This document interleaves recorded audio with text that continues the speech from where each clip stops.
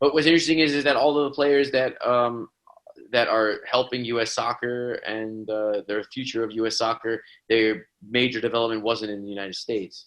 So Mhm. then you got to also think it's like one of these things like, what is the structure really working? Like for me, a really great example is Reina. His dad knows football. Is I think he definitely what was he working? Well, he was also working for New York. You know what I mean? Yeah, And yeah, yeah, yeah. and it was one of those things that he recognized. Hey, I've got to get my son, in a different environment. And he took his kid to Dortmund. And Mhm. yeah, and now you see the results of that. So that was for me a very interesting case because like Christian Pulisic, his dad also played, his mom also played.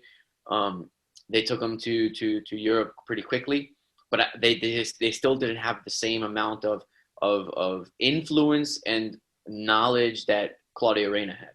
And Claudio Reyna, we're talking about he's like Mr. America, man. Yeah, Like yeah, he was captain of the U.S. national team in the 2002 World Cup, and yeah. they almost beat Germany. Mhm. And he's played in Europe, and his son is a really good player for the United States youth teams. Plays in New York, and he himself said, you know what, we're going to take him out. Yeah. And brought him over. All the players that are doing well in Europe, they had their major development in Europe. I think we're on a good way because the talent is there, obviously.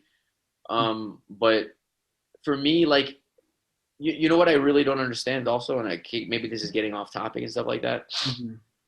But the left back who plays for Barcelona, and it's always you see it, it's all over like, oh man, first American to win the La Liga or something like that. Yeah, he's not American. Like uh, he's great. He's a great player, but he's not. He didn't even maybe he was born in the United States. I don't know. His parents were American, but he barely even speaks English. And I'm talking about for me, like an American is a kid that grew up at like for me.